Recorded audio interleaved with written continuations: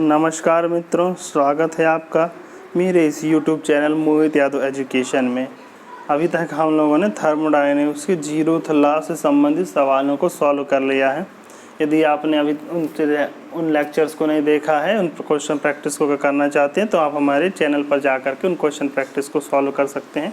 इसके लिए आपको वहाँ पर फ्लूइड मैकेनिक्स से संबंधित और हीट ट्रांसफ़र संबंधित क्वेश्चन सीरीज़ भी आपको मिल जाएगी, जिसमें मैंने हीट ट्रांसफ़र और फ्लूइड मैकेनिक्स में जो प्रीवियस ईयर में क्वेश्चन आए हैं उनको मैंने सॉल्व कराया है। ठीक, तो शुरुआत करते हैं।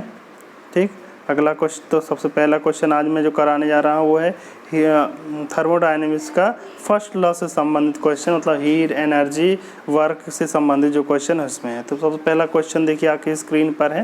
पहला क्वेश्चन की स्क्रीन पर ये है आपका कि when a system takes from state A to state B, मतलब स्टेट ए से स्टेट बी की ओर सिस्टम जा रहा है along the path A C B के थ्रू, मतलब ए सी बी के रास्ते जा रहा है। और दूसरा रास्ता जो दिया हुआ है वो दिया हुआ है कि मतलब जब ए सी बी के रास्ते जा रहा है तो सिस्टम क्या है, ये 130 किलो जूल वर्क कर रहा है और 180 किलो जूल क्या है, इसको हीट सप्लाई दी जा रही है। ठीक, और उससे फिर उसके बाद उन्होंने how much heat will flow into the system along the path A D B. ठीक, उन्होंने पूछा क्या है कि जब ए डी बी के थ्रू, मतलब इस पाथ के थ्रू जब जाएगा ए से बी की तरफ, तो कि इन्होंने कहता है जब अगर वर्क डन 40 kg है तो उन्होंने पूछा है कि हीट सप्लाई कितनी होगी, हीट फ्लो कितनी होगी। ठीक, तो मतलब सीधा बात यह है कि इस क्वेश्चन के लिए उन्होंने, मतलब इस पाथ के लिए इन्होंने Q दे रखा है। Q कितना दे रखा है, इसके लिए इन्होंने Q दे रखा है 180 किलो जूल दे रखा है। ठीक, और जो वर्क डन दे रखा है वो 130 किलो जूल दे रखा है, 130 किलो जूल दे रखा है। और दूसरा जो प्रोसेस है, इस प्रोसेस के लिए उन्होंने वर्क डन दे रखा है, मतलब वर्क डन कितना दे रखा है, इसके लिए W दे रखा है कि 40 किलो जूल दे रखा है। ठीक, और इन्होंने हीट सप्लाई पूछा है कि मतलब हमको हीट सप्लाई Q कितना देना होगा। ठीक फ्रेंड्स, तो ये क्वेश्चन इन्होंने पूछा है। तो अब देखिए, पहले इस सवाल को समझ लीजिए कि सवाल में क्वेश्चन क्या है और पूछा क्या गया है। तो सबसे पहले दो चीज़ें जान लीजिए, एक होता है वर्क डन और दूसरा होता है हीट सप्लाई। तो इनके एक चिन्ह होते हैं। ठीक, तो एक मान लीजिए Q हीट सप्लाई है और W क्या है, वर्क डन है। ठीक, तो देखिए क्या है कि अगर अब सिस्टम को हीट दी जा रही है, मतलब सिस्टम को हीट सप्लाई की जा रही है, तो जो हीट गिवन होगी वो क्या हो जाएगी, पॉजिटिव हो जाएगी। अगर सिस्टम से हीट निकल रही है तो क्या हो जाएगी, नेगेटिव हो जाएगी। ठीक, इसी प्रकार जो वर्क डन है, अगर सिस्टम द्वारा वर्क किया जा रहा है, तो सिस्टम द्वारा अगर वर्क किया जा रहा है तो वो पॉजिटिव होगा। लेकिन यदि सिस्टम पर वर्क किया जा रहा है तो वो क्या हो जाएगा, नेगेटिव हो जाएगा। क्या हो जाएगा, नेगेटिव हो जाएगा। जैसे टरबाइन क्या है, वर्क प्रदान करती है, मतलब वर्क करती है, तो एक टरबाइन के लिए क्या है, वर्क डन पॉजिटिव हो जाता है। ठीक, जबकि सेंट्रीफ्यूगल पंप या पंप जो है वो वर्क लेते हैं, या कंप्रेसर क्या वर्क लेता है, तो उसके लिए वर्क कैसा हो जाता है, नेगेटिव हो जाता है। ठीक, उसी प्रकार जब हम किसी सिस्टम को हीट क्या है, हीट सप्लाई करते हैं। ठीक, जैसे फर्नेस को हम लोग हीट दे रहे हैं तो उसमें के लिए क्या हो जाएगा, उसके लिए हीट एडेड क्या हो जाएगा, पॉजिटिव हो जाएगा। लेकिन अगर सिस्टम से हीट रिजेक्ट हो रही है, जैसे कंडेंसर में क्या है, हीट रिजेक्ट हो रही होती है, तो उसके लिए क्या हो जाता है, उसके लिए हीट सप्लाई क्या हो जाता है, नेगेटिव हो जाता है। ठीक, तो इन चिन्ह का विशेष ध्यान रखेंगे। ठीक, इसके लिए अब देखिए, इसके लिए इस सवाल को सॉल्व करने के लिए जो सबसे सिंपल फार्मूला है वो फार्मूला है कि वो फार्मूला हो जाएगा आपका DQ इक्वल टू होता है DU प्लस DW। क्या होता है, DU प्लस DW। मतलब जो हम हीट सप्लाई करेंगे वो दो भागों में विभाजित हो जाएगी। एक जो उसको वर्क डन करने में होगी और दूसरी जो है बची हुई हीट क्या है, उसका इंटरनल एनर्जी बढ़ाएगी। यू क्या है, इंटरनल एनर्जी बढ़ाएगी। तो देखिए, जब हम इस सवाल में तीन चीज़ें हैं, हीट है, वर्क है और इंटरनल एनर्जी है। ठीक, तो जो हीट है और वर्क है ये दोनों कैसे फंक्शन है, दोनों पाथ फंक्शन है। कैसे फंक्शन है, पाथ फंक्शन है। ठीक, तो दोनों पाथ फंक्शन, मतलब पाथ फंक्शन का मतलब क्या है कि जैसे मान लीजिए कोई एक पॉइंट ए है, दूसरा पॉइंट बी है और हमको पॉइंट ए से पॉइंट बी की ओर जाना है, तो अगर हम इस फ्लो प्रोसेस के थ्रू जाएं और फिर इस प्रोसेस के थ्रू जाएं, फिर इस प्रोसेस के थ्रू जाएं, मतलब अलग अलग प्रोसेस के थ्रू एक पॉइंट से दूसरे पॉइंट की ओर पहुँचें, तो जो हमारी हीट सप्लाई होगी और वर्क डन होगा वो अलग अलग पाथ के लिए अलग अलग होगा। ठीक, मतलब इस पाथ के लिए अलग होगा, दूसरे पाथ के लिए अलग हो जाएगा और तीसरे पाथ के लिए अलग हो जाएगा। तो ये जो फंक्शन है कैसे फंक्शन हो जाएंगे, ये पाथ फंक्शन हो जाएगा। ये पूरी तरह किस पे डिपेंड करेंगे, पाथ पे डिपेंड करेंगे। मतलब अलग अलग पाथ फॉलो करने पर एक ही प्रोसेस से दूसरे एक पॉइंट से मतलब दूसरे पॉइंट मतलब एक स्टेट से दूसरे स्टेट तक पहुंचने के लिए जो हमको हीट सप्लाई देनी होगी या वर्क हमको मिलेगा या वर्क प्रदान करना, वो अलग अलग होगा। तो इसलिए जो हीट एंड वर्क होते हैं पाथ फंक्शन होते हैं। ये बहुत अच्छे से याद कर लीजिए कि heat and work our path function. लेकिन अब इसमें जो डी यू है, डी यू क्या है, ये पाथ फंक्शन ना होकर ये सिर्फ पॉइंट फंक्शन है। तो मतलब जो डी यू है वो क्या है, मतलब डी यू मतलब इंटरनल एनर्जी। ठीक है, वर्क डन यू क्या है, इंटरनल एनर्जी। तो इंटरनल एनर्जी जो सिस्टम की होती है, एनर्जी जो होती है ये पॉइंट फंक्शन होती है। पॉइंट फंक्शन मतलब होती है, मतलब ये इस बात पर डिपेंड नहीं करती कि हम किस पाथ के थ्रू एक पॉइंट दूसरे पॉइंट पर जा रहे हैं। मान लीजिए एक पॉइंट ये ए है, दूसरा पॉइंट ये बी है, हमको ए से बी की ओर जाना है, तो हम चाहे इस पाथ को फॉलो करते हुए हैं, चाहे इस पाथ को फॉलो करते हुए हैं, चाहे इस पाथ को फॉलो करते हुए, मतलब हम किसी पाथ को फॉलो करते हुए पहुँचे तो ए से बी तक में जो इंटरनल एनर्जी में चेंज होगा वो उसमें कोई परिवर्तन नहीं होगा। वो जो चेंज होगा वो उतना का उतना ही रहेगा। ठीक, तो ये क्या है, पॉइंट फंक्शन है। जितनी भी प्रॉपर्टीज़ होती हैं, चाहे इंटरनल प्रॉपर्टी हो, चाहे एक्सटर्नल प्रॉपर्टी हो, चाहे इंट्रिंसिक हो, एक्सट्रिंसिक हो, वो सभी क्या होती है, पॉइंट फंक्शन होती है। कैसी होती हैं, पॉइंट फंक्शन होती हैं। ठीक, तो जितनी भी प्रॉपर्टीज़ जैसे वॉल्यूम, प्रेशर, डेंसिटी, टेम्परेचर, तो वो सभी क्या होती हैं वो सब होती हैं पॉइंट फंक्शन होती हैं। ठीक, तो जो उनको क्या है वो पाथ पे डिपेंड नहीं करती, वो सिर्फ उस पॉइंट की स्टेट यानी उस पॉइंट पर ही डिपेंड करती है कि उस पॉइंट पर उनकी कंडीशन क्या है। अब देखिए इंटरनल एनर्जी में क्या है, एनर्जी वर्ड लगा हुआ है। ठीक, जबकि हीट भी क्या है, एनर्जी है, वर्क भी क्या है, प्रकार का एनर्जी कन्वर्ट होकर वर्क में कन्वर्ट हो गया। तो यू क्यों पॉइंट फंक्शन है, देखिए बताते हैं। यू मतलब जो इंटरनल एनर्जी है, इंटरनल एनर्जी यू जो होता है सिर्फ टेम्परेचर पे डिपेंड करता है। किस पे, टेम्परेचर का फंक्शन होता है। किसका फंक्शन होता है, टेम्परेचर पे डिपेंड करता है। मतलब किसी पॉइंट पे किसी पदार्थ का क्या टेम्परेचर है वही उसी के हिसाब से उसकी इंटरनल एनर्जी हम लोग सीधे सीधे तय कर सकते हैं। ठीक, तो ये सिर्फ और सिर्फ टी पर डिपेंड करते हैं, इसका टी का फंक्शन होता है, इसीलिए क्या हो जाती है, टेम्परेचर पर डिपेंड करती है। और टेम्परेचर क्या है, टेम्परेचर भी प्रॉपर्टी है। तो जब ये टेम्परेचर प्रॉपर्टी है तो और ये इंटरनल एनर्जी सिर्फ टेम्परेचर का फंक्शन है, तो इंटरनल एनर्जी भी क्या हो जाती है, प्रॉपर्टी हो जाती है। ओके फ्रेंड्स, तो अब हम सवाल पे आ जाते हैं। तो सवाल क्वेश्चन क्या दिया है, दो पहला पाथ दिया हुआ है ए सी बी। अगर हम ए सी बी पाथ को ले लेते हैं, ए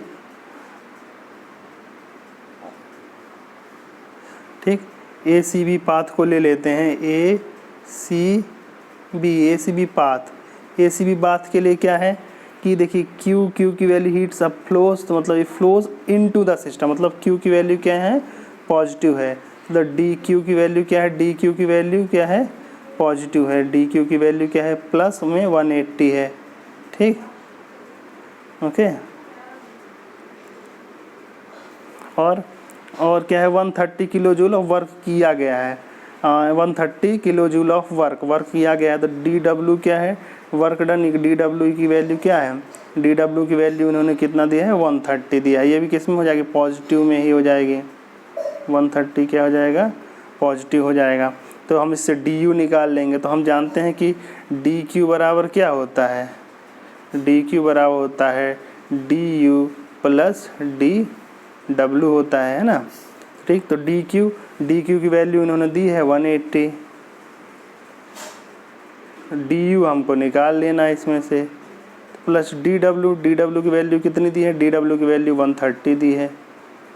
तो इसको हम लोग सॉल्व कर लेंगे। तो डी यू की वैल्यू आ जाएगी, कितनी हो जाएगी, 180 माइनस 130 बराबर 50। ये भी किस में आ जाएगी, पॉजिटिव में आ जाएगा ना, ये पॉजिटिव में रहेगी 50 किलो जूल।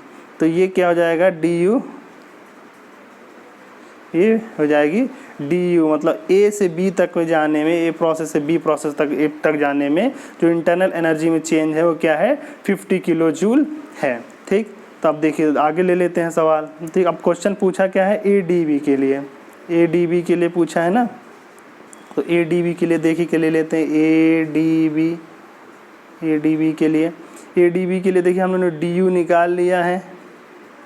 DU कितना निकाला था हमने 50 किलो जूल निकाला था।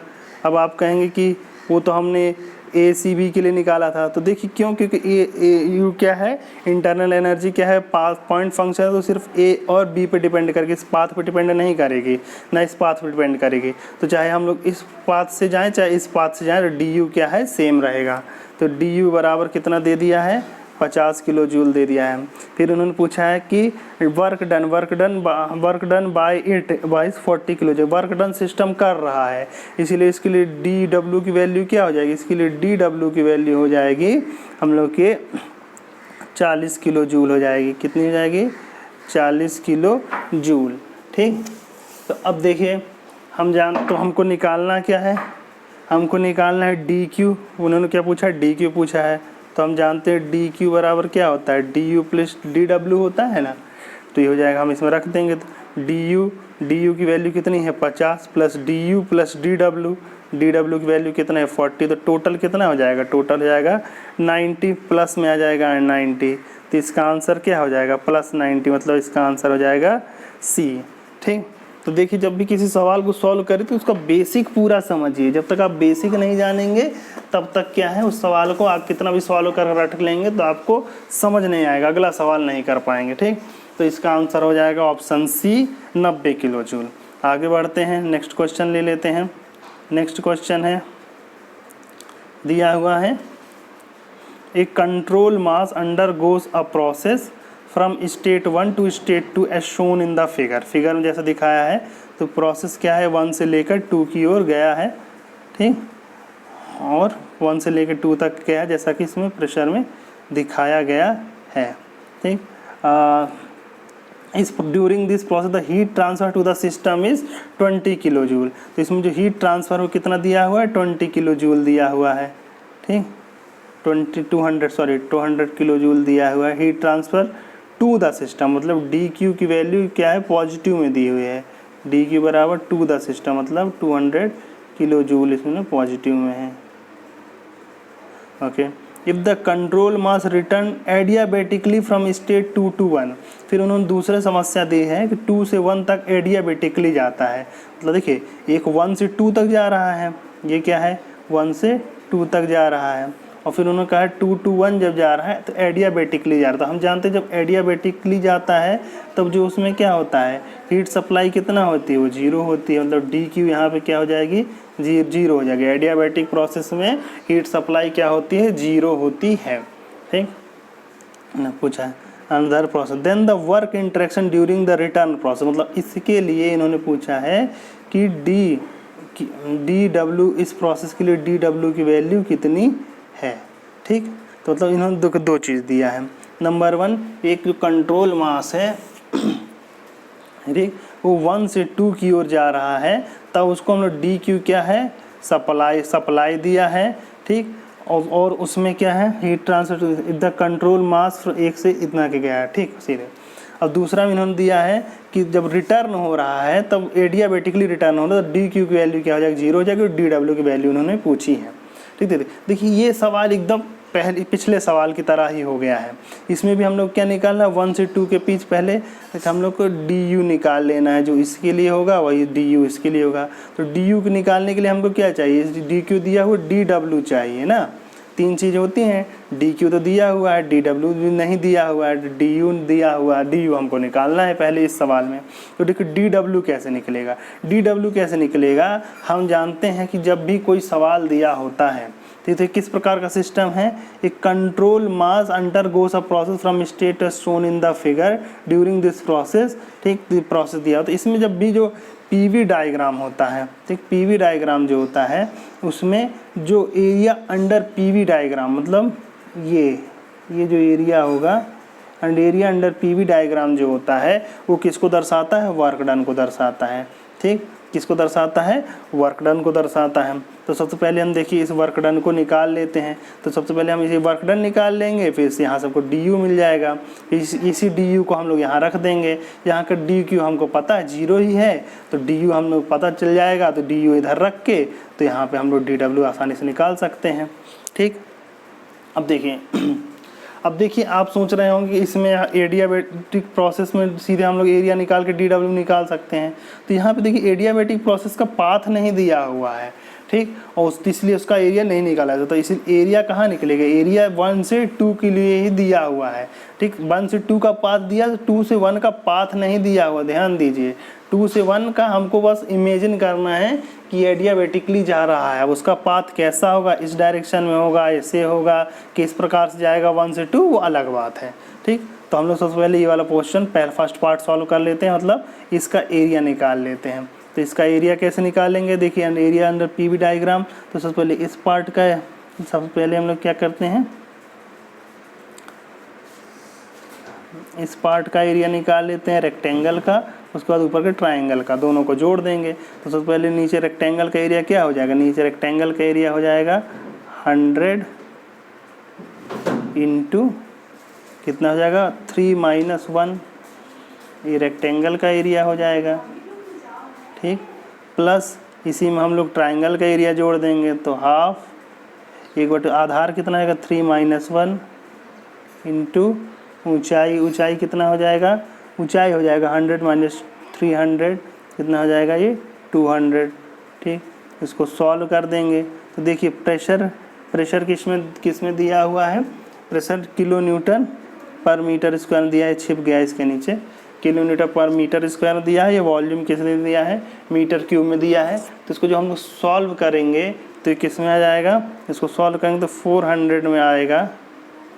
ठीक, ये किलो जूल में आएगा, क्यों, क्योंकि जो प्रेशर दिया है, प्रेशर किस में दिया हुआ है, प्रेशर दिया हुआ है किलो न्यूटन पर मीटर स्क्वायर में दिया हुआ है। ठीक, इसीलिए किस में आ जाएगा 400 किलो जूल। इसको सॉल्व करेंगे तो कितना आ जाएगा, डी डब्ल्यू कितना आ जाएगा 400 किलो जूल आ जाएगा।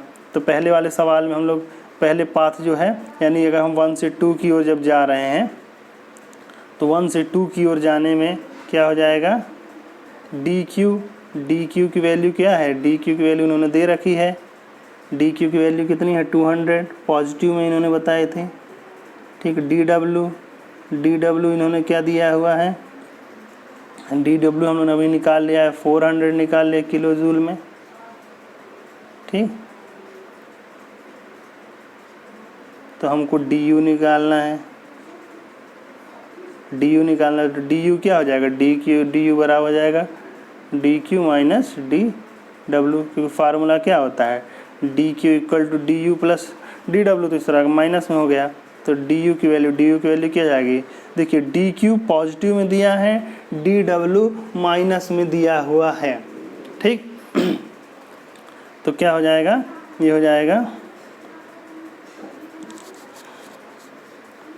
डी यू की वैल्यू कितनी हो जाएगी -200 किलो जूल, क्या हो जाएगी -200 किलो जूल हो जाएगी डी यू की वैल्यू। ठीक, तो देखिए ये प्रोसेस 1 से 2 के लिए है, 1 से 2 के लिए कितना हो जाएगा 200 किलो जूल। जबकि अब रिटर्न हो रहे होंगे तो जो 2 से 1 की ओर जा रहे होंगे तो यही डी यू क्या है, इसका डायरेक्शन बस चेंज हो जाएगा ना। मतलब अभी हमने जो डी यू निकाला ये 1 - 2 है, मतलब ये क्या है 2 - 1 है, मतलब 2 फाइनल स्टेज में इनिशियल स्टेट। अगर हम 1 - 2 मतलब 1 फाइनल स्टेज से फाइनल स्टेज है, तो यही वैल्यू किस में हो जाएगी, पॉजिटिव हो जाएगी। तो हो जाएगा कितना हो जाएगा 200 किलो जूल, मतलब 2 से 1 प्रोसेस के लिए क्या हो जाएगा, डी यू की वैल्यू क्या हो जाएगी +200 हो जाएगी। ठीक, तब हम दूसरा प्रोसेस सॉल्व कर लेते हैं। तो वो 2 to 1 के लिए 2 to 1 के लिए क्या है, 2 to 1 के लिए प्रोसेस के लिए हम लोगों ने डी यू निकाल लिया है। डी यू कितना है, डी यू इसके लिए है प्लस में 200 है। ठीक, ओके, और डी डी क्यू कितना है, डी क्यू इसमें कितना है, 0 है क्योंकि एडियाबैटिक प्रोसेस है। तो इन्होंने डी डब्ल्यू पूछा है, डी डब्ल्यू क्या होगा, तो हम जानते हैं कि डी क्यू इक्वल टू क्या होता है, D Q equal to D U plus D W. ठीक, तो डी क्यू की वैल्यू तो 0 है, डी यू की वैल्यू कितनी है 200 है, और डी डब्ल्यू हमको निकालना है। तो डी डब्ल्यू की वैल्यू क्या हो जाएगी, डी डब्ल्यू की वैल्यू हो जाएगी -200। ठीक फ्रेंड्स, तो माइनस कितनी हो जाएगी 200, मतलब इसका आंसर क्या हो जाएगा, इसका आंसर हो जाएगा ऑप्शन बी।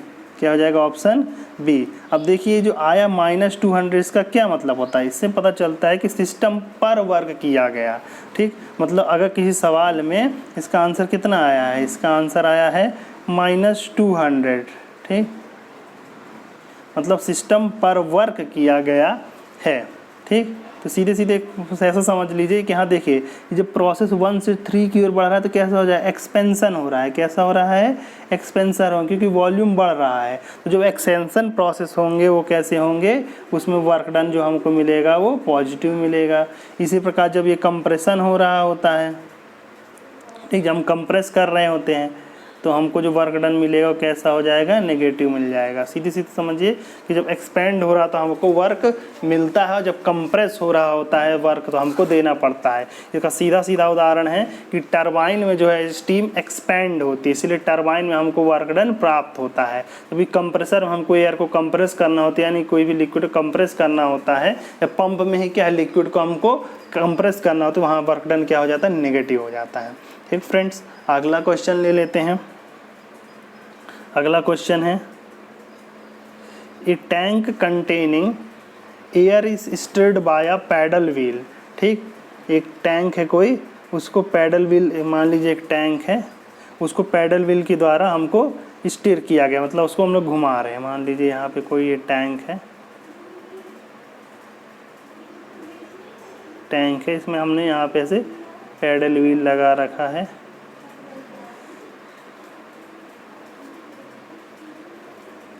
ये मान लीजिए एक टैंक है,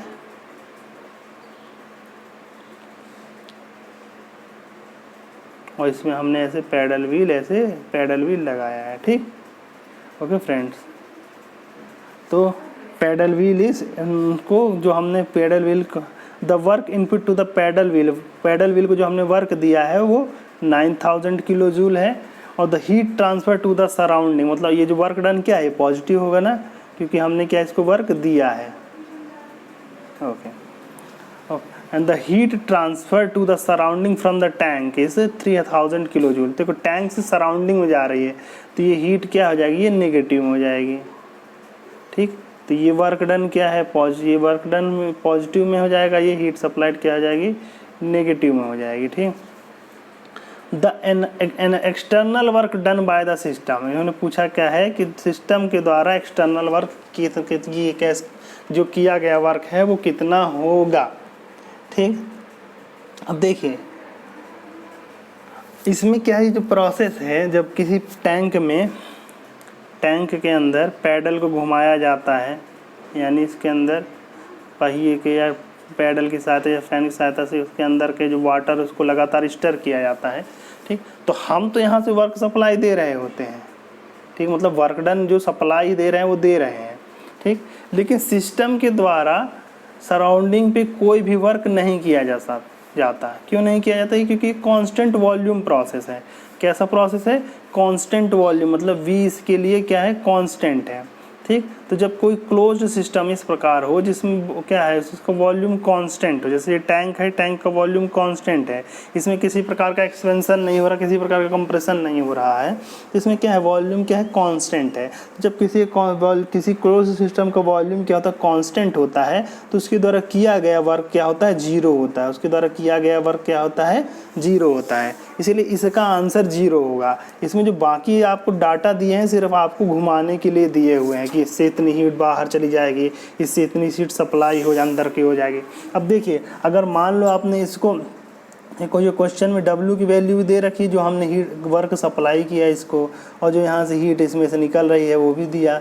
तो आप सीधे सीधे क्या है सोचेंगे कि जो बाकी चीज़ें हैं, तो बाकी जो हीट है वो क्या करेगी, उस हीट से वर्क करेगा? नहीं, ये जो बाकी हीट बचती है, जो हमने 9000 किलो जूल सप्लाई किया और जो सिस्टम इसमें से सराउंडिंग को 3000 किलो जूल क्या है सिस्टम के बाहर चली गई ना, तो इस समय क्या होगा कि जो बची हुई हीट है, मतलब बची हुई 6000 किलो जूल जो है वो सिस्टम के लिक्विड का टेम्परेचर को बढ़ाने के लिए यूज़ की जाएगी। मतलब जो 6000 किलो जूल जो है वो क्या करेगी, उसका उस सिस्टम यानी उस टैंक के टेम्परेचर को, जो उसके अंदर जो लिक्विड है उसके टेम्परेचर को बढ़ाने का कार्य करेगी। लेकिन उस टैंक के द्वारा बाहर के सराउंडिंग पे किसी प्रकार का कार्य नहीं किया जाएगा, इसीलिए एक्सटर्नल वर्क क्या हो जाएगा, इसके लिए 0 हो जाएगा। ये क्वेश्चन याद रख लीजिए।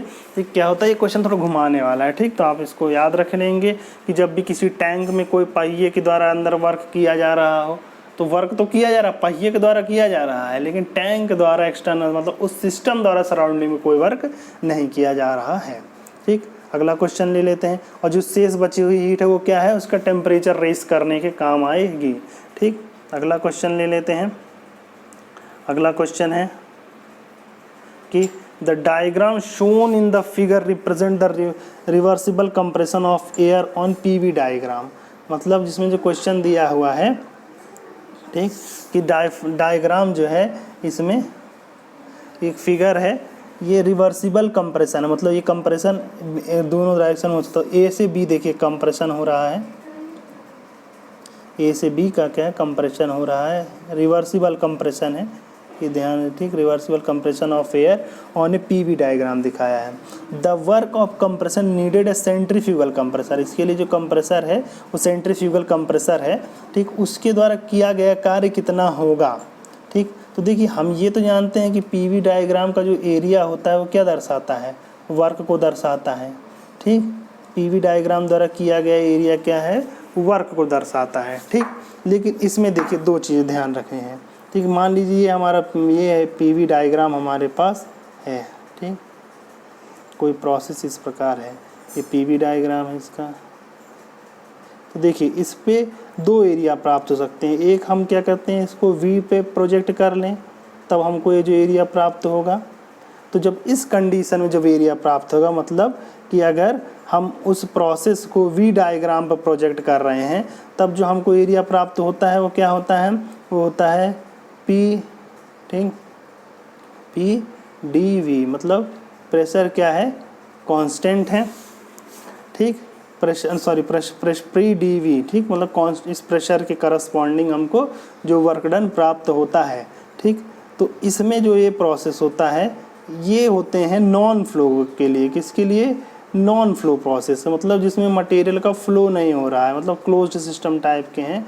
तो उस सिस्टम के लिए जो वर्क डन का फार्मूला होता है वो होता है PdV होता है। मतलब हम इसको y मतलब v जो है एक्सिस है उस पर अगर हम प्रोसेस को प्रोजेक्ट करके देखते हैं, नॉन फ्लो प्रोसेसेस के लिए होता है। ठीक, तो नॉन फ्लो प्रोसेसेस मतलब जैसे क्लोज्ड सिस्टम होते हैं, तो उसमें जब वर्क डन के फार्मूले आते हैं तब वो PdV होता है।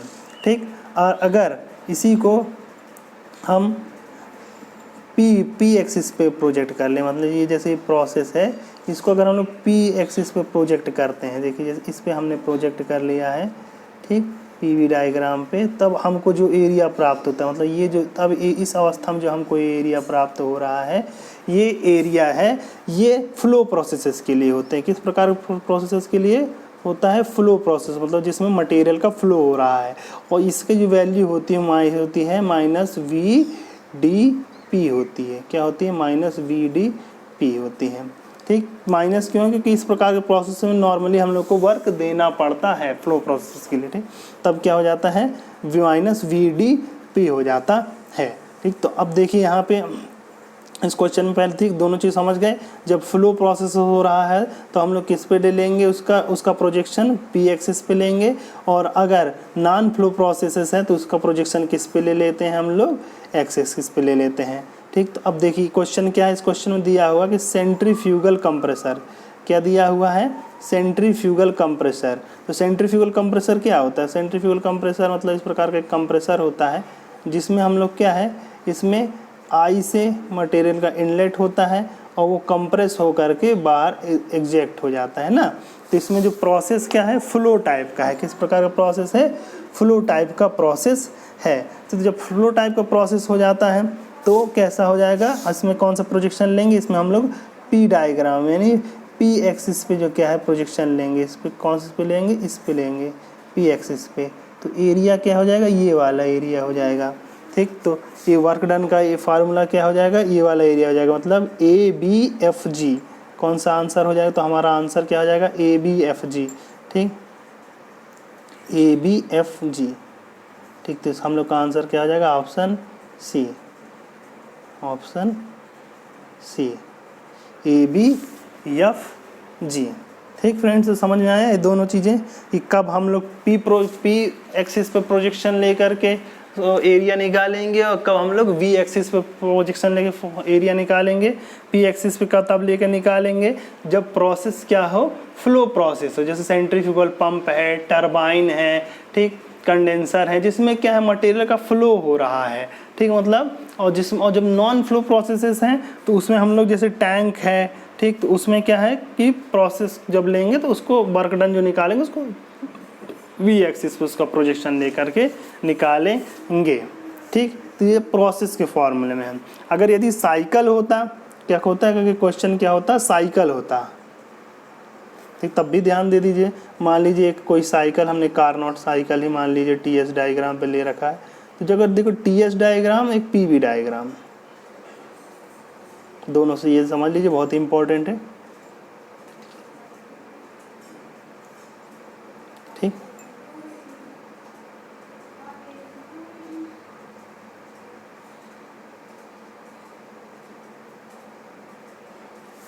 देखिए अगर पीवी डायग्राम में हम लोग इसका एरिया पूरा ले लेते हैं तो ये वर्क डन हो जाता है सीधा सीधा। इसमें हमको ये ध्यान नहीं देना पड़ता कि एक्स एक्सिस पे प्रोजेक्शन लें कि वाई एक्सिस पे प्रोजेक्शन लें, क्योंकि ये पूरा का पूरा ये साइकिल होता है। ठीक, तो इसका जो ये जो हो जाता है वो नेट वर्क डन सीधा सीधा हमको दे देता है। ठीक, देखिए अगर हम एक एक साइकिल का निकालना चाहें तो उसके लिए हम लोग बारी बारी सबका प्रोजेक्शन लेना होगा और जिसको प्रोजेक्शन लेगा उसी के हिसाब से हमको वर्क डन लेना होगा। तो देखो जिस प्रकार पीवी डायग्राम का जो एरिया होता है ये वर्क डन को बताता है, उसी पर जो टीएस डायग्राम का जो एरिया होता है ये हीट सप्लाइड को बताता है। किसको बताता है, हीट सप्लाइड को बताता है। ओके, ये क्या बताता है, हीट सप्लाई को बताता है। अब देखिए इसमें जैसे पीवी डायग्राम एरिया क्या बताएगा कि ये पीवी डायग्राम का एरिया बताएगा वर्क डन कितना है, और ये क्या बताएगा हीट सप्लाई कितनी है, टीएस डायग्राम का एरिया। और इसमें एक चीज़ और सीख लीजिए, अगर ये हमारे पास एक पीवी डायग्राम है, ठीक, पीवी डायग्राम एक है इस तरह से और दूसरा एक पीवी डायग्राम, दो साइकिल हमारे पास हैं। एक साइकिल है जो इस प्रकार है, जो मान लीजिए कोई एक साइकिल है इस तरह से और वही साइकिल इस पर पीवी डायग्राम इसमें है। तो मान लीजिए साइकिल क्या है, इसका डायरेक्शन इस तरह से है, ठीक, और दूसरे पीवी डायग्राम का साइकिल जो है वो इस तरह से है। ठीक, समझ पा रहे हैं। तो मतलब अगर पीवी डायग्राम का एरिया क्या है, ये क्लॉकवाइज है, कैसा है ये साइकिल, कैसा है, क्लॉकवाइज है। ठीक, और अगर तो ये क्या होगा, ये वर्क प्रोड्यूसिंग होगा। क्या होगा, वर्क प्रोड्यूसिंग। मतलब इस प्रकार अगर पीवी डायग्राम जो हमको अगर प्राप्त होता है किसी साइकिल का पीवी डायग्राम है, ठीक, किसी साइकिल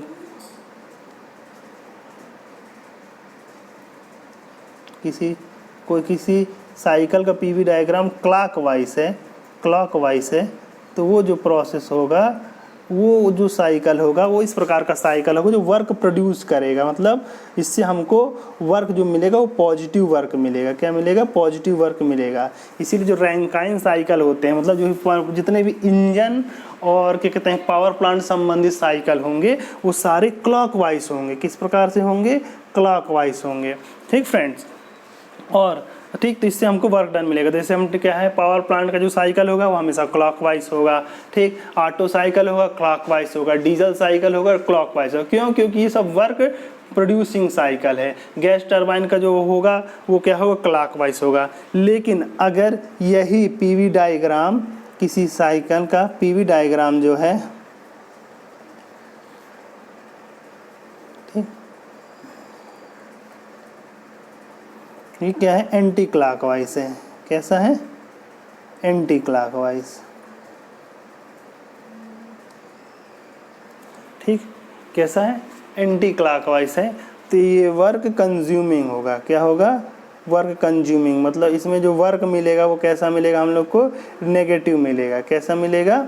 नेगेटिव मिलेगा, ठीक। तो सीधे सीधे समझिए कि हमको इसमें जो वर्क क्या है, देना होगा। तो जैसे कंप्रेसर है, कंप्रेसर का अगर कोई हम लोग को मतलब डायग्राम मिलता है, यानी पीवी डायग्राम मिलता है, तो हमेशा एंटी क्लॉकवाइज होगा, ठीक। किसी रेफ्रिजरेशन से संबंधित जो साइकिल होगा वो कैसा होगा?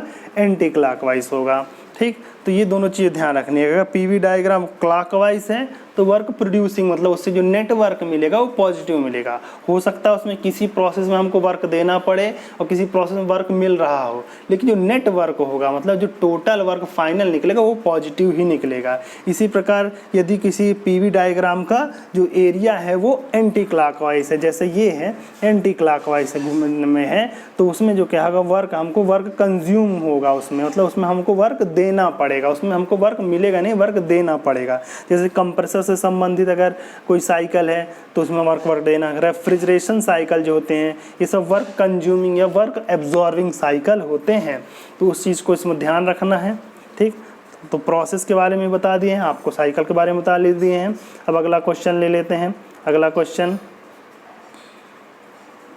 क्वेश्चन दिया हुआ है, a system undergoing a cycle ABCD, एक साइकिल दिया हुआ है ABCD has the values of heat and work transfer. उसके हीट और वर्क ट्रांसफर की वैल्यूज इन्होंने दे रखी है, ठीक। तो फिर उन्होंने पूछा the power developed in kilowatt, kilowatt में इन्होंने पावर पूछी हुई है, ठीक। तो देखिए इन्होंने सीधा सीधा पावर डेवलप्ड इन किलोवाट पूछा है, ठीक। तो देखिए हमको पावर जो होता है वो क्या होता है, पावर मतलब वर्क डन अपॉन टाइम, यही इसका पावर है, ठीक। तो इन्होंने एक प्रोसेस पूरा साइकिल का दे रखा है ABCD, ठीक। तो हमको सिर्फ वर्क डन निकालना है। तो इसमें हमको वो पूरा सॉल्व करने की जरूरत नहीं है कि DQ बराबर DU प्लस DW, ठीक। तो इसको सॉल्व करने के हमको सीधे वर्क डन निकालना है। वर्क डन कहाँ से निकाल जाएगा? सीधे ये जो वर्क डन दिया हुआ है इसका नेटवर्क निकाल लीजिए उस साइकिल का, और उसको जितना समय के रूप में है उसमें बदल देते हैं, ठीक। तो नेटवर्क कितना हो जाएगा? ये हो जाएगा अपना 475 पॉजिटिव में है और 180 नेगेटिव में है। दोनों को घटा देते हैं, ठीक। तो दोनों को घटा देंगे तो कितना आ जाएगा? इसको घटा देंगे तो ये हो जाएगा 294, इसमें से घटाएंगे तो ये हो जाएगा 4 और 7 में से 8 जाएगा तो बचेगा 9 और ये हो जाएगा 3 में से 2 गया 294 पॉजिटिव में आएगा, ठीक। ये किलो जूल पर मिनट में आएगा, इसको पर सेकंड में बदल देते हैं तो डिवाइडेड बाय 60 कर देते हैं, ठीक। तो हो जाएगा डिवाइडेड बाय 60 कर देंगे तो जाएगा कितना हो जाएगा 4.9 किलो जूल पर सेकंड हो जाएगा ना, किलो जूल पर सेकंड हो जाएगा। किलो जूल पर सेकंड को किलोवाट करते हैं तो 4.9 इसका आंसर हो जाएगा। देखिए ध्यान दीजिए, हमेशा जब अगर आपने थोड़ी सी गलती की और दूसरा आंसर आपके सामने रखा हुआ हो, तो मान लो अगर यहाँ पे पॉइंट में अंतर करें तो सीधे 49 आपको आंसर दूसरा यहाँ इन्होंने एकदम वही रखा होता है। तो जब भी कोई क्वेश्चन सॉल्व करिए तो उसको देख लीजिए कि उसमें आप एग्जैक्ट टिक लगा रहे हैं कि नहीं, क्योंकि थोड़ी सी चूक हुई और आपने आंसर गलत लगा दिया। आंसर गलत लगा देने का मतलब है कि आपको आता हुआ 1 नंबर तो गया ही, और जो नेगेटिव मार्किंग का 0.54 मार्क्स है वो भी गया। मतलब जहां आपको +1 हो रहे थे वहीं आप -1.25 हो जाते हैं। मतलब आपका 4 क्वेश्चन सही करने का आंसर एक बार में चला जाता है, ठीक। तो इस तरह से हम लोग इसको सॉल्व कर देते हैं। इसमें देखिए जो बाकी डाटा दिया हुआ है ये सुपरफिशियल डाटा है, इसका कोई यूज़ नहीं है क्योंकि ये साइक्लिक प्रोसेस है। तो इसमें देखिए अगर आप इसको भी सॉल्व करेंगे, इसको सॉल्व करेंगे, तब भी आंसर उतना आएगा, क्योंकि साइक्लिक प्रोसेस है तो इसमें डी क्यू की वैल्यू जो हो जाती है वो डी यू के बराबर हो जाती है ना, डी क्यू की वैल्यू डी डब्ल्यू की वैल्यू दोनों बराबर हो जाती है, तो उससे भी निकल आएगा। तो आप चाहे इससे करिए चाहे इससे करिए, इससे करना है तुरंत सिंपल के सामने आपको आंसर दिख रहा होता है। ओके फ्रेंड्स, अगला क्वेश्चन ले लेते हैं। अगला क्वेश्चन इन्होंने सही जोड़ी के फॉर्म में दिया हुआ है। ठीक, तो देखिए इसमें देखिए 4 प्रोसेसेस दिए हुए हैं। पहला एक थ्रॉटलिंग प्रोसेस दिया है, isentropic process, free expansion and isothermal process. इसके लिए 4 ऑप्शन दिए हैं, no work done, no change in entropy, constant internal energy and constant enthalpy. देखो चारों के बारे में पहले हम बता देते, पहले आपको थ्रॉटलिंग प्रोसेस के बारे में बता देते हैं। थ्रॉटलिंग प्रोसेस क्या होता है? ठीक, तो थ्रॉटलिंग प्रोसेस होता है, थ्रॉटलिंग प्रोसेस देखिए थ्रॉटलिंग प्रोसेस क्या होता है, जब कि मतलब किसी यहाँ पे मान लीजिए एरिया है, यहाँ पे हम लोग को एक बड़ा क्रॉस सेक्शन है और एक बहुत ही माइन्यूट छेद से या माइन्यूट पाइप से या कैपिलरी ट्यूब की सहायता से फ्लूइड को यानी फ्लो कराया जाता है। तो ये जो प्रोसेस होता है कहलाता है थ्रॉटलिंग प्रोसेस कहलाता है। ये क्या कहलाता है? थ्रॉटलिंग प्रोसेस कहलाता है। ठीक, तो जैसे रेफ्रिजरेंट जो होता है, रेफ्रिजरेंट की कैपिलरी ट्यूब में जो फ्लो होता है वो क्या होता है? थ्रॉटलिंग होता है। किस प्रकार प्रोसेस होता है? थ्रॉटलिंग प्रोसेस होता है। ठीक, तो थ्रॉटलिंग प्रोसेस की क्या क्या विशेषताएं होती हैं मैं बता देता हूँ। सबसे पहले जो थ्रॉटलिंग प्रोसेस होता है वो आइसेंथैल्पिक होता है, मतलब उसकी एंथैल्पी क्या होती है? कांस्टेंट होती है। मतलब थ्रॉटलिंग प्रोसेस की जो एच होता है एंथैल्पी वो कांस्टेंट होती है। मतलब अगर हम इसमें H2 माइनस H1 निकालें वो कितना हो जाएगा? दोनों इक्वल हो जाएंगे। तो कैसा प्रोसेस होता है? आइसेंथैल्पिक प्रोसेस होता है। कैसा प्रोसेस होता है? आइसेंथैल्पिक।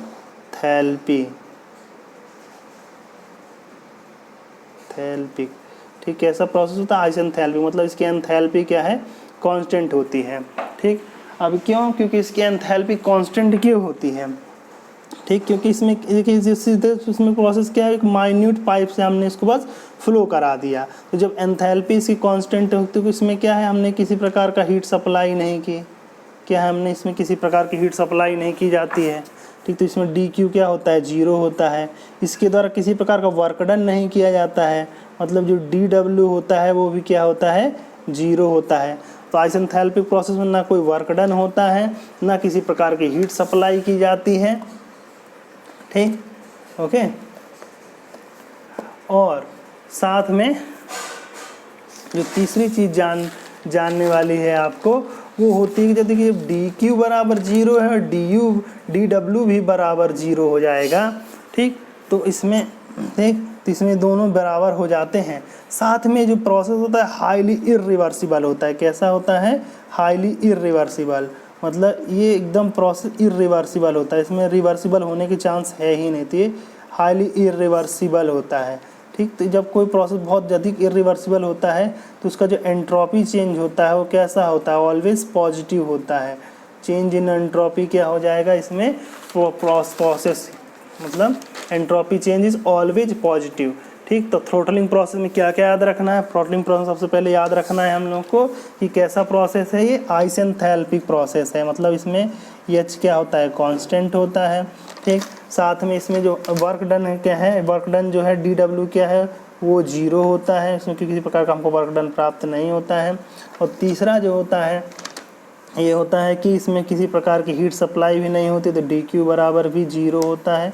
ठीक, और साथ में ये वेरी हाईली रिवर्सिबल प्रोसेस है, तो इसमें क्या है? जो एंट्रोपी चेंज है वो भी एकदम पॉजिटिव ही होगी, इसमें नेगेटिव एंट्रोपी चेंज का चांस नहीं है। एंट्रोपी चेंज हमेशा पॉजिटिव होगी, उसकी वैल्यू वेरी हाई होगी। ठीक, तो ये चीज़ जो है ये आप समझ लिए हो गया आपका पॉजिटिव मतलब थ्रॉटलिंग प्रोसेस। थ्रॉटलिंग प्रोसेस याद कर लिए, बहुत इंपॉर्टेंट है। ये होता है, ये प्रोसेस पाया जाता है कैपिलरी ट्यूब में। जो भी रेफ्रिजरेशन की जो कैपिलरी ट्यूब होती है रेफ्रिजरेशन फ्रिज की, उसकी जो बैक साइड में आप देखेंगे तो इस प्रकार की बैक साइड कंडेंसर के जस्ट बाद एक ऐसी कैपिलरी ट्यूब बनी होती है कंटिन्यूसली। तो इस प्रकार कैपिलरी ट्यूब से जब फ्लो होता है तो वो कैसा होता है, थ्रोटलिंग प्रोसेस होता है। ठीक फ्रेंड्स, तो ये हो गया तो थ्रोटलिंग प्रोसेस के बारे में। थ्रोटलिंग प्रोसेस 4 ऑप्शन दिए हैं, no work done, no change in entropy, constant internal energy, constant enthalpy. तो देखिए इसमें थ्रोटलिंग प्रोसेस के कौन कौन से ऑप्शन चूज़ कर सकते हैं, पहला भी चूज़ कर सकते हैं, ठीक, नो चेंज इन एंट्रोपी, दूसरा तो चूज़ नहीं होगा, तीसरा क्या है, कांस्टेंट इंटरनल एनर्जी। देखिए ये भी चूज़ कर सकते हैं क्योंकि जब डी क्यू बराबर 0 है, डी डब्ल्यू बराबर 0 है, तो डी यू भी बराबर 0 हो जाएगा ना। ठीक, तो ये तीसरा। देखिए हमको ऐसा चूज़ करना है जो सारे के सारे प्रोसेस को सेटिस्फाई कर सके। तो दूसरा देखिए आइसेंट्रोपिक प्रोसेस क्या होता है। आइसेंट्रोपिक प्रोसेस मतलब जिसमें डी क्यू बराबर 0, मतलब किसी प्रकार की हमने हीट सप्लाई नहीं देनी है, तो डी क्यू बराबर क्या हो जाना चाहिए, 0 हो जाना चाहिए। तो जो कुछ आइसेंट्रोपिक प्रोसेस डी क्यू बराबर 0 होता है, साथ में इसके लिए एक ये भी होता है कि P V to the power gamma equal to क्या होता है, कांस्टेंट होता है। मतलब पी वी की वैल्यू क्या होती है, P V to the power gamma equal to constant होती है। इसमें गामा क्या होता है, गामा होता है C P upon C V. ठीक, C P upon C V. यहाँ मैं आप लोगों को एक और बात बता देता हूँ, जब टेम्परेचर चेंज होता है तो उसके अनुसार गामा की वैल्यू में क्या चेंज होता है। ठीक, अगर मान लीजिए टेम्परेचर बढ़ता है तो जो गामा की वैल्यू होती है वो घटती है। क्यों घटती है, क्योंकि जब टेम्परेचर बढ़ता है, तब टेम्परेचर बढ़ रहा हो तो Cp की वैल्यू, मतलब कांस्टेंट प्रेशर पे जो स्पेसिफिक हीट है, इसकी वैल्यू भी बढ़ती है। साथ में Cv मतलब कांस्टेंट वॉल्यूम पे जो स्पेसिफिक हीट है, इसकी वैल्यू भी बढ़ती है। वैल्यू दोनों की बढ़ती है, तो इनका अनुपात क्या है, बढ़ेगा कि घटेगा, डिपेंड करता है कि इनका रेट क्या है। तो जो Cp के बढ़ने का रेट है ये उतना अधिक नहीं है जितना Cv का बढ़ने का रेट है। मतलब Cv जब टेम्परेचर बढ़ने पे कांस्टेंट वॉल्यूम की जो स्पेसिफिक हीट है उसकी वैल्यू बहुत तेज़ी से बढ़ती है। ठीक, तो इसीलिए हम लोग ये मान सकते हैं कि जब टेम्परेचर बढ़ेगा तो गामा की वैल्यू क्या है, घटेगी। क्यों घट रही है, इसका कारण आप जान गए हैं कि Cp की वैल्यू बढ़ती तो है लेकिन उस रेट से नहीं बढ़ती जिस रेट से Cv की वैल्यू बढ़ती है। मतलब Cv की वैल्यू ज़्यादा तेज़ी से बढ़ती है तो Cp की वैल्यू कम तेज़ी से बढ़ती है। ठीक, तो ये हो गया आपका आइसेंट्रोपिक प्रोसेस। तो इसमें पीवी किसमें क्या, किसी प्रकार की हीट सप्लाई नहीं होती है। ठीक, अब देखिए इसके लिए पहले वाले के लिए हम लोग क्या क्या ऑप्शन चूज़ कर सकते हैं। देखिए थ्रोटलिंग प्रोसेस के लिए जो ऑप्शन हमने चूज़ किए थे, कौन कौन से कर सकते हैं, 1 कर सकते हैं, 3 कर सकते हैं, 4 कर सकते हैं। ठीक, तो इसमें देखिए ऑप्शन हम लोग कौन कौन चूज़ करने को मिल जाते हैं, 1, 4 दोनों लिखा हुआ है। ठीक, तो इसमें 4 ऑप्शन सही हो सकते हैं। दूसरा क्या है, isentropic process. Isentropic work done, no work done नहीं, उसमें हीट सप्लाई 0 होती है लेकिन वर्क डन 0 नहीं होता है। ठीक, आइसेंट्रोपिक प्रोसेस में। और नो चेंज इन एंट्रोपी। ठीक, देखो आइसेंट्रोपिक प्रोसेस जो होता है उसमें एंट्रोपी में चेंज नहीं होता है। ठीक, तो दूसरे के लिए जो हम लोग चूज़ कर सकते हैं वो कौन सा चूज़ कर सकते हैं, दूसरे के लिए हम लोग चूज़ करते हैं कि no change in entropy choose कर सकते हैं। कांस्टेंट इंटरनल एनर्जी, ये भी ज़रूरी नहीं है इंटरनल एनर्जी उसकी चेंज हो सकती है। कांस्टेंट एंथैल्पी भी चेंज हो सकती है। तो बी का ऑप्शन क्या हो जाएगा, बी का 2 हो जाएगा। तो बी का 2 मतलब हम लोग ये वाला ऑप्शन, मतलब 1 और 2, ए और बी में कोई एक ऑप्शन चूज़ कर सकते हैं। ठीक, चलिए 1 और 2 पे कंसंट्रेट करते हैं। अब देखिए आगे बढ़ते हैं। तीसरा है फ्री एक्सपेंशन। जो फ्री एक्सपेंशन प्रोसेस होता है, मतलब सीधे मान लीजिए कि कोई किसी गैस में, किसी कंटेनर में कोई गैस है, ठीक, और एक तरफ उसमें क्या लगा हुआ है, परमिएबल मेम्ब्रेन लगी हुई, मतलब प्लाज्मा झिल्ली लगी हुई है यानी, ठीक, और वो एकाएक फट जाती है और इसमें से गैस क्या है एकाएक रिलीज हो जाती है। तो इस प्रकार का जो प्रोसेस कहलाता है वो कहलाता है कि ये कहलाता है फ्री एक्सपेंशन प्रोसेस कहलाता है। कैसा प्रोसेस कहलाता है, फ्री एक्सपेंशन प्रोसेस कहलाता है। तो जो फ्री एक्सपेंशन प्रोसेस होता है इसमें भी जो हीट सप्लाई क्या होती है, वो जो हमको हीट चेंज हीट क्या होता है वो भी 0 मिलती है। वर्क डन जो मिलता है वो हमको वो भी 0 मिलता है। ठीक, तो जब वर्क डन 0 तो चेंज इन इंटरनल एनर्जी भी क्या हमको मिल जाती है, 0 मिल जाती है ना। चेंज इन इंटरनल एनर्जी क्या हमको मिल जाती है, 0 मिल जाती है। ठीक, देखिए तो थ्रोटलिंग प्रोसेस के लिए कौन कौन से ऑप्शन चूज़ कर सकते हैं, नो वर्क डन, पहला भी चूज़ कर सकते हैं। नो चेंज इन एंट्रोपी, ये देखिए है भी हाईली रिवर्सिबल प्रोसेस, तो इसके लिए भी डेल्टा एस की वैल्यू क्या होती है, डेल्टा एस की वैल्यू पॉजिटिव होती है। ठीक, ओके। तो फ्री एक्सपेंशन में नो वर्क डन, तो हम लोग इसके लिए कौन कौन चूज़ कर सकते हैं, पहला, तीसरा और चौथा। कांस्टेंट एंथैल्पी चूज़ नहीं कर सकते, क्योंकि इसकी एंथैल्पी कांस्टेंट होगी या नहीं होगी ये हम लोग नहीं कह सकते हैं। तो जो हम लोग तीसरे के लिए ऑप्शन चूज़ कर सकते हैं वो चूज़ कर सकते हैं 1 और 3। ठीक है, तीसरे के लिए ऑप्शन क्या है, इसमें सिर्फ 1 दिया हुआ है, तो हमारा आंसर क्या हो जाएगा, हमारा आंसर क्लियर हो गया, हमारा आंसर है ए। ठीक, अब जो डी बचा, डी है आइसोथर्मल प्रोसेस, तो आइसोथर्मल प्रोसेस के लिए क्या हो जाएगा, 3 हो जाएगा। 3 क्या दिया है, कांस्टेंट इंटरनल एनर्जी। देखिए हमने आपको बताया था कि U, ठीक, U is the only the function of temperature, temperature का फंक्शन होती है ना। इंटरनल एनर्जी क्या है, इंटरनल एनर्जी T का फंक्शन होती है। ठीक, फंक्शन। तो अब देखिए आइसोथर्मल प्रोसेस दिया हुआ है, तो आइसोथर्मल प्रोसेस जो है तो इसमें टेम्परेचर कांस्टेंट रहेगा। जब इसका टेम्परेचर कांस्टेंट रहेगा तो इसकी इंटरनल एनर्जी भी कांस्टेंट रहेगी। तो जब इंटरनल एनर्जी, तो हम मान सकते हैं कि आइसोथर्मल जो प्रोसेस होता है वो क्या होता है, उसकी इंटरनल एनर्जी कांस्टेंट होती है। ठीक, तो कांस्टेंट इंटरनल एनर्जी होती है। अब देखिए आइसोथर्मल जब प्रोसेस आया, आंसर तो हमको पता चल गया 1। ठीक है, आइसोथर्मल प्रोसेस आया तो उसके बारे में भी आपको बता देते हैं। आइसोथर्मल प्रोसेस जो होता है इसमें मतलब टेम्परेचर कांस्टेंट होता है। आइसोथर्मल प्रोसेस में सबसे पहले तो बात जान लीजिए कि टेम्परेचर कांस्टेंट होता है। और जब टेम्परेचर कांस्टेंट होता है तो इंटरनल एनर्जी U भी कांस्टेंट होती है। ठीक, अब देखिए अगर, ठीक, साथ में ये ध्यान रखिए कि हम जानते हैं PV/T इक्वल टू क्या होता है, ठीक, कांस्टेंट होता है। तो T भी कांस्टेंट है तो PV इक्वल टू कांस्टेंट हो जाता है। मतलब जो आइसोथर्मल प्रोसेस के लिए क्या होता है, PV कांस्टेंट होता है। लेकिन अगर हम आपसे कहें कि PV कांस्टेंट है तो क्या वो प्रोसेस आइसोथर्मल होगा, तो जैसा ज़रूरी नहीं है। मतलब ये ज़रूरी है कि अगर प्रोसेस आइसोथर्मल है तो PV कांस्टेंट होगा, लेकिन अगर PV कांस्टेंट है तो प्रोसेस आइसोथर्मल होगा, यह ज़रूरी नहीं है। तो इस प्रकार का प्रोसेस जिसमें सिर्फ PV कांस्टेंट होता है वो प्रोसेस कहलाता है हाइपरबोलिक प्रोसेस कहलाता है। कैसा प्रोसेस होता है, हाइपरबोलिक प्रोसेस होता है। मतलब जिसमें PV कांस्टेंट है, मतलब P1V1 इक्वल टू P2V2 है, P1V1 इक्वल टू P2V2 है। ठीक, तो इस प्रकार का जो प्रोसेस होता है वो प्रोसेस कहलाएगा आइसो प्रोसेस क्या कहलाएगा, वो हाइपरबोलिक प्रोसेस कहलाएगा। लेकिन अगर इन ये कंडीशन होने के साथ साथ टेम्परेचर भी कांस्टेंट है तब वो आइसोथर्मल प्रोसेस कहलाएगा। मतलब ये कंडीशन भी फुलफिल हो रही है, ये कंडीशन भी फुलफिल हो रही है, तो प्रोसेस क्या कहलाएगा, प्रोसेस कहलाएगा आइसोथर्मल। क्या कहलाएगा, प्रोसेस कहलाएगा आइसोथर्मल। ठीक, ये एग्ज़ाम में आया हुआ है, ये पूरा क्वेश्चन पूछा जाता है, if PV equal to constant then the process will be. ठीक, देखो PV कांस्टेंट तो प्रोसेस कैसा होगा, तब प्रोसेस हाइपरबोलिक होगा। ठीक, हाइपरबोलिक आंसर बगल में दिया हुआ होगा तो उस पर टिक लगाइएगा।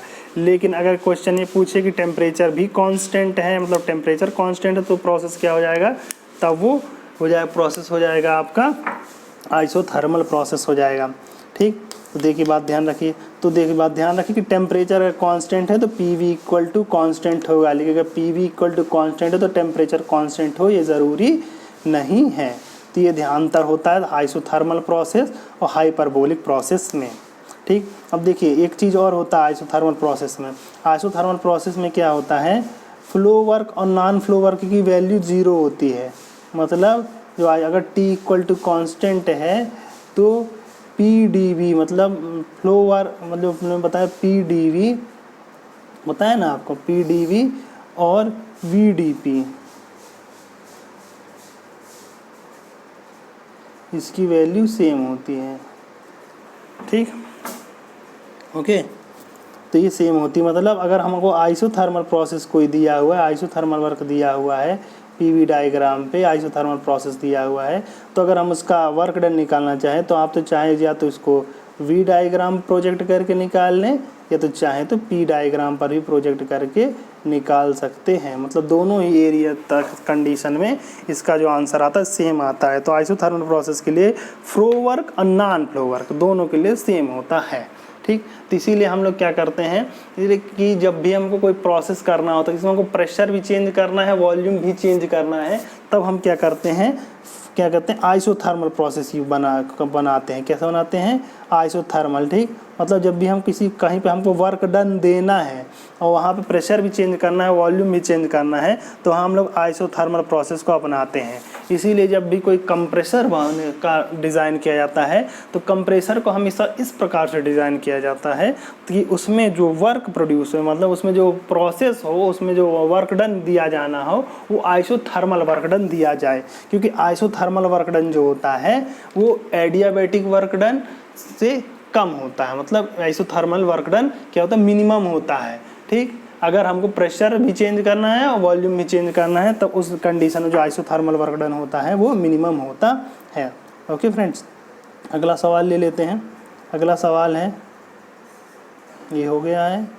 अगला सवाल है द हीट अब्जॉर्ब्ड और rejected during a polytropic process is equal to. ठीक, देखिए किसी प्रोसेस में कितना वर्क डन होता है और कितना हीट सप्लाई होती है, तब मैं आपको बता देता हूँ। सबसे पहले आपको पॉलीट्रॉपिक वर्क डन के ही बता देता हूँ। देखिए पॉलीट्रॉपिक प्रोसेस जो होता है वो उसका जो कांस्टेंट, मतलब उसका जो इक्वेशन होता है पीवीटी रिलेशनशिप, वो होता है P to the power n equal to constant होता है। क्या होता है? P to the power n equal to constant. तो इससे देखिए, अगर P to the power equal to constant है तो हम ये पॉलीट्रॉपिक प्रोसेस का होता है। और इसके वर्क डन का जो फार्मूला होता है वो होता है P2V2 minus P1V1 divided by n minus 1 minus n होता है।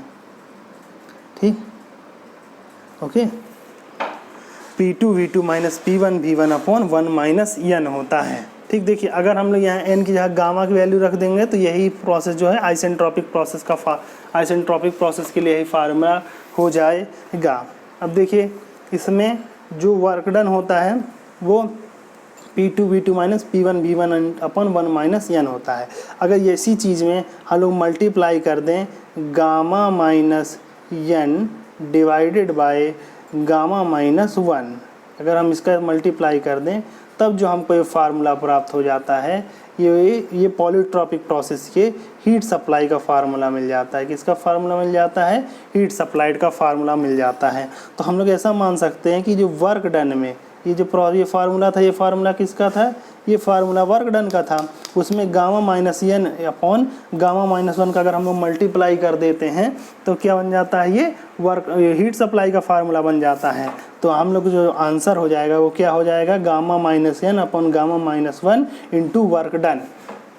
ठीक, तो यही हम लोग का आंसर हो जाएगा। तो इसका आंसर क्या हो जाएगा? आंसर सी हो जाएगा, gamma minus 1 into gamma minus n upon gamma minus 1 into work done. तो ये हो जाता है हमारा पॉलीट्रॉपिक प्रोसेस के दौरान हीट रिजेक्शन का फार्मूला हो जाता है।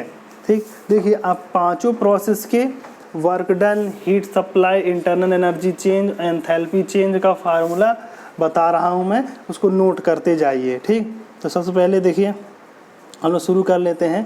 तो पहले ले लेते हैं हम लोग कांस्टेंट वॉल्यूम प्रोसेस के लिए। किसके लिए ले लेते हैं? कांस्टेंट वॉल्यूम प्रोसेस के लिए। ठीक, तो V equal to C। Constant volume process जो होता है ये कहलाता है कांस्टेंट वॉल्यूम, इसको आइसोचोरिक प्रोसेस कहते हैं। कैसा प्रोसेस कहते हैं? आइसोचोरिक प्रोसेस कहते हैं। ठीक, या इसी को कहते हैं आइसोमेट्रिक प्रोसेस कहते हैं। क्या कहते हैं? आइसोमेट्रिक प्रोसेस भी कहते हैं। ठीक, इसमें वॉल्यूम क्या होता है? कांस्टेंट होता है।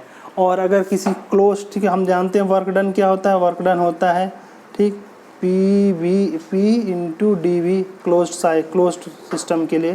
तो क्योंकि DV की वैल्यू 0 मतलब चेंज इन वॉल्यूम 0 होता है, तो क्या हम मान सकते हैं कि कोई कांस्टेंट वॉल्यूम है, प्रोसेस है, उसके लिए जो वर्क डन की वैल्यू क्या होती है, उसके लिए वर्क डन की वैल्यू 0 होती है। ओके, अब देखिए इसके लिए जो change in internal energy D you, change in internal energy का फार्मूला क्या होगा, change in internal energy D you का फार्मूला इनके लिए हो जाएगा mCV/dt। ओके, इसके लिए mCV/dt हो जाता है। और एंथैल्पी चेंज का फार्मूला क्या हो जाता है, इसके लिए एंथैल्पी चेंज का फार्मूला हो जाता है mCP/dt, mCP/dt। ओके, यद्यपि ये जो दोनों फार्मूले हैं ये सारे प्रोसेसेस के लिए सेम होते हैं। ठीक, कोई भी प्रोसेस हो उसमें जो इंटरनल एनर्जी का फार्मूला होगा वो mCV/dt हो जाएगा, और डेल्टा एच की जो एंथैल्पी चेंज का फार्मूला mCP/dt होता है। ठीक, अगर हम हीट सप्लाई की बात करें, ठीक, तो देखिए क्यों, क्योंकि इसमें एक कांस्टेंट वॉल्यूम प्रोसेस होता है। इसमें देखिए तो कांस्टेंट वॉल्यूम प्रोसेस हम जानते हैं कि ये क्या होता है, dq equal to du plus dw होता है। ठीक, अब कांस्टेंट वॉल्यूम प्रोसेस में वर्क डन तो हमने बता दिया 0 होता है, तो वर्क डन अगर 0 हो जाता है तो dq की वैल्यू क्या हो जाती है, du के बराबर हो जाती है, मतलब heat supplied equal to du। तो जो du का फार्मूला है यही फार्मूला क्या हो जाता है, dq का भी फार्मूला हो जाता है। तो मतलब जो कांस्टेंट वॉल्यूम प्रोसेस होते हैं उसमें dq इक्वल टू क्या होता है, du होता है। ओके फ्रेंड्स, अब इसी के लिए अगर हम लोग कांस्टेंट वॉल्यूम प्रोसेस के लिए ही ले लें, कांस्टेंट वॉल्यूम प्रोसेस के लिए ही अगर हम लोग एंथैल्पी चेंज का फार्मूला लेना चाहें तो इसके लिए जो एंथैल्पी चेंज का तो हमने बता ही दिया है, एंट्रोपी चेंज का फार्मूला बताना चाहे तो इसके लिए entropy change constant volume process के लिए ही एंट्रोपी चेंज का जो फार्मूला होता है डेल्टा एस इक्वल टू होता है mCV log नेचुरल T2/T1 होता है। ठीक, अगर हमको जो मालूम है टेम्परेचर तो mCV log नेचुरल T2/T1 से हम लोग निकाल लेते हैं। और इसके लिए जो कांस्टेंट वॉल्यूम प्रोसेस के लिए स्पेसिफिक हीट की जो वैल्यू होती है, स्पेसिफिक, क्योंकि कांस्टेंट वॉल्यूम प्रोसेस है तो इसके लिए स्पेसिफिक हीट मतलब CV को ही हम लोग स्पेसिफिक हीट कहते हैं। तो ये जो अभी हमने आपको बताया ये कांस्टेंट वॉल्यूम प्रोसेस के लिए है। ठीक, अभी हम इस लेक्चर में 1 घंटे का हो गया लगभग, इस चैप्टर लेक्चर के लिए इतना ही। नेक्स्ट लेक्चर में आपको अदर प्रोसेसेस के भी बारे में बताते हुए आगे बढ़ेंगे। ठीक, तो तब तक के लिए नेक्स्ट लेक्चर में शीघ्र ही मिलेंगे। तब तक के लिए धन्यवाद। यदि अभी तक आपने मेरे चैनल को सब्सक्राइब नहीं किया तो सब्सक्राइब कर लीजिए, बेल आइकन भी दबा दीजिए ताकि आपको इससे संबंधित नोटिफिकेशन मिलते रहें, ताकि जैसे मैं वीडियो अपलोड करूं आपको उसका नोटिफिकेशन प्राप्त हो जाए। ठीक, और दूसरा बात यह है कि जो मैं पढ़ा रहा हूं इसका PDF आपको नीचे डिस्क्रिप्शन लिंक में इसका PDF मिल जाए, इस PDF का लिंक मिल जाएगा, तो वहां से आप PDF डाउनलोड कर सकते हैं। और यदि आप इसके पिछले के वीडियो देखना चाहते तो आप हमारे चैनल पर जाकर के इसके पहले के वीडियोस भी देख सकते हैं। उसमें मैंने फ्लूइड मैकेनिक्स को पूरा बाकायदा विस्तार से पढ़ाया है। उसके बाद मैं सीधे क्वेश्चन सॉल्व करा रहा हूँ, क्योंकि समय कम है, क्योंकि पेपर जो होने के चांसेस हैं UPRNL के वो ये मान के चलिए कि सितंबर शुरुआत में ही हो जाएंगे, इसीलिए थोड़ा जल्दी जल्दी कर रहा हूँ। तो सीधे मैं क्वेश्चन सॉल्व कर रहा हूँ, क्वेश्चन सॉल्व कराते साथ आपको कॉन्सेप्ट भी बता दे रहा हूँ। ठीक फ्रेंड्स, तो आप हमारा टेलीग्राम चैनल भी ज्वाइन कर सकते हैं, जहाँ पे आपको कंटिन्यूसली अपडेट प्राप्त हो सकते हैं, और आपको कोई क्वेश्चन पूछना है, कोई क्वेरी है तो वो भी पूछ सकते हैं। ठीक फ्रेंड्स, तो नेक्स्ट चैप्टर मिलेंगे, और नेक्स्ट चैप्टर में आपको मैं अदर प्रोसेसेस के साथ साथ इस प्रोसेस को दोबारा रिपीट कर दूंगा। ठीक, तो फिर मिलते हैं, तब तक के लिए धन्यवाद। तो आप अपनी तैयारी जारी रखिए, क्योंकि कोई भी लक्ष्य बड़ा नहीं, हारा वही जो लड़ा नहीं। धन्यवाद।